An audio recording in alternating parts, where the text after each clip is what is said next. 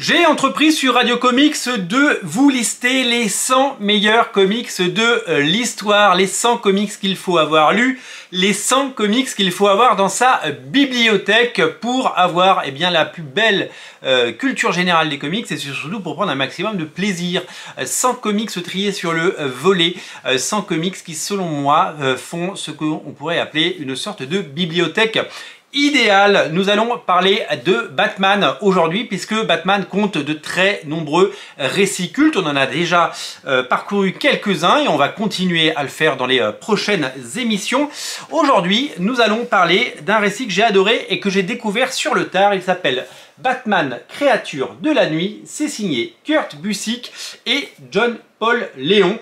C'est chez Urban Comics en version française dans le Black Label.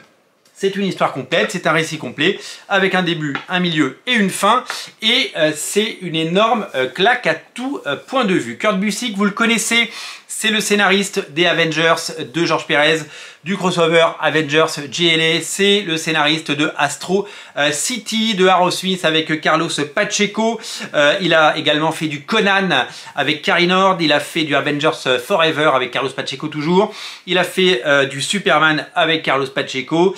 Et on lui doit également toute la première partie des Thunderbolts. C'est un scénariste qui a également fait un comic dont vous avez peut-être entendu parler. Ça s'appelle Marvels avec Alex Ross. Il était tout jeune quand il l'a fait et ça a tout simplement révolutionné les comics. Il a fait il y a quelques années un récit absolument génial sur Superman dont on a déjà parlé dans cette sélection. Superman, identité secrète avec Stuart Immonen, dans lequel nous vivons dans un monde où il n'y a pas de Superman, où Superman est un héros de papier, c'est un héros de comics. La famille Kent, parce qu'il y a des vrais gens Kent, ont un enfant, ils décident de l'appeler Clark parce qu'ils trouvent ça rigolo, tout comme les gens qui s'appellent Renault appellent leur fille Megan. Voilà, il y a des blagues comme ça qui sont intemporelles. Et donc du coup, ce récit est génial parce que au fil des pages, on apprenait que le jeune Clark, qui se faisait moquer parce qu'en plus il ressemblait physiquement un petit peu au jeune Clark Kent dans les BD, développait et faisait découvrir ses pouvoirs.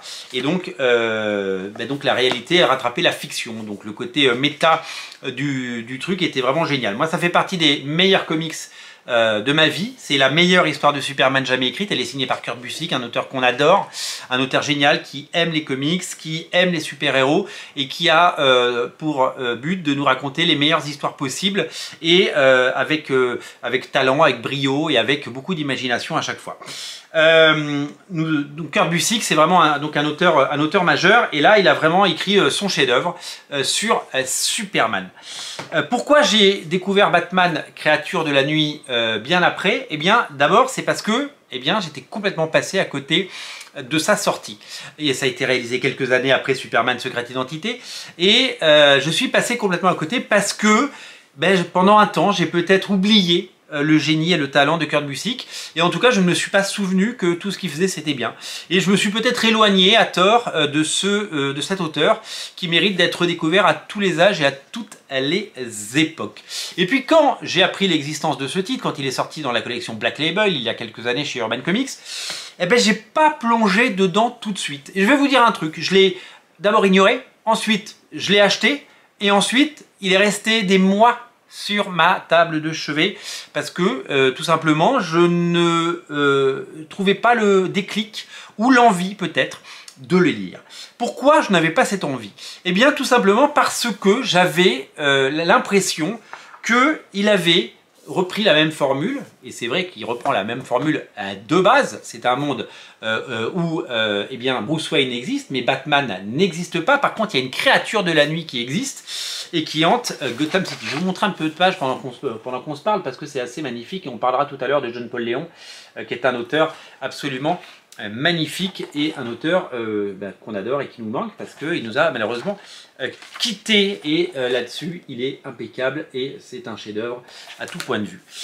Le pitch de départ est le même, mais l'histoire elle n'est pas du tout pareille. Et donc je me suis dit bêtement dans un coin de ma tête, il a fait la même chose, c'est une redite, c'est une ressucée, c'est comme une suite d'un film qui est la copie conforme du premier. Je n'ai pas envie de lire deux fois la même chose et j'avais pas envie de me gâcher le plaisir de ça parce que ça c'est un chef-d'œuvre. Ça, c'est disponible dans la collection Black Label. Moi j'ai une édition antérieure parce qu'il n'existait pas encore le Black Label et ça existe en collection Nomade. Si vous regardez cette vidéo avant janvier 2025, ça va exister. Si vous regardez cette vidéo après janvier 2025, eh bien c'est disponible. Donc ça, vous pouvez le découvrir à petit prix. Donc Batman, créature de la nuit, pour toutes ces raisons, j'ai pas eu envie de le lire et j'ai eu bien tort parce que un jour, je me suis plongé dedans. Et vous le savez certainement, il y a des comics, quand vous vous plongez dedans, eh bien, vous ne pouvez pas décrocher. Et ce bouquin, je l'ai lu, alors je ne peux pas vous mentir, je ne l'ai pas lu en un soir parce que souvent quand je commence à lire des comics, je commence à les lire dans mon lit le soir après une bonne journée, après le travail, m'être occupé des enfants, ranger la maison, vous savez ce que c'est? Eh bien, quand on se pose à 23 h, eh bien, on est un peu fatigué.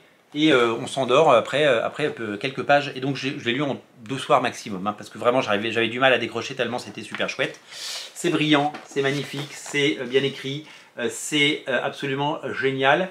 Et c'est une nouvelle fois l'œuvre d'un auteur que vous allez découvrir, Kurt Busiek, si vous ne le connaissez pas.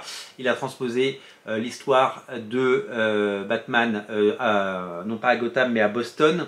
Et nous allons découvrir ce Bruce Wayne, qui a beaucoup de points communs avec celui de la bande dessinée, mais qui n'est pas tout à fait le même. Et je vous invite à découvrir les twists et surtout découvrir les chemins qui vous mèneront évidemment à tout cela. Batman, créature de la nuit, c'est exceptionnel, c'est tout simplement génial et c'est vraiment arrangé à côté de Superman, Identité secrète, parce que c'est une claque énorme, ça revisite le mythe de Batman, ça propose une autre histoire, une autre version, une autre vision, une autre proposition, et c'est tout simplement quelque chose de magnifique et beau. John Paul Leon, hein, parce qu'il a un nom, c'est John Paul, c'est un auteur qui nous a quittés malheureusement il y a quelques années, on le connaît, il a fait beaucoup de choses dans sa vie, il avait déjà fait du Batman, il a fait évidemment du Earth X avec Alex Ross, magnifique, il a fait des choses aussi magnifiques avec Mark Millar, parce qu'il a travaillé un petit peu avec Mark Millar. C'est vraiment un auteur génial qui mérite d'être redécouvert. Et moi, je suis content que ce type d'auteur comme John Paul Leon ait pu faire l'intégralité d'un run, l'intégralité d'une histoire complète, parce que c'est des bouquins qui restent et c'est des bouquins qu'on peut lire et redécouvrir. Après ce type de vidéo, les 100 comics qui ont marqué l'histoire, eh ben, si vous avez l'envie de plonger dans ce récit, et si je peux en convaincre 2 d'entre vous de lire et découvrir ce récit génial, eh bien peut-être que vous allez découvrir son talent et que vous allez découvrir à quel point il est magnifiquement talentueux. Donc j'aurai accompli ma mission sur Terre, parce que c'est véritablement une claque. Vous allez adorer découvrir, c'est une sorte de what if, de Elseworld, appelez-le comme vous voulez, mais en tout cas c'est brillantissime et ça a tout à fait sa place dans la liste des 100 comics à ne rater sous aucun prétexte, avec celui-là évidemment dont on a déjà parlé mais dont je vante les mérites dès que je peux, et on en reparlera à l'occasion de la sortie du Nomade. Et si vous regardez cette vidéo après janvier 2025, on en a déjà reparlé à l'occasion de la sortie du Urban Nomade. Merci à vous d'être aussi nombreux à regarder ces émissions. Je vous dis à très bientôt pour d'autres aventures et on continue à dérouler ce classement. C'est vraiment passionnant de dérouler ça avec vous. Plein d'autres titres arrivent et on va se faire plaisir avec les 100 meilleurs comics de l'histoire. N'oubliez pas de vous abonner pour n'en rater aucun. Abonnez-vous à Radio Comics. Salut!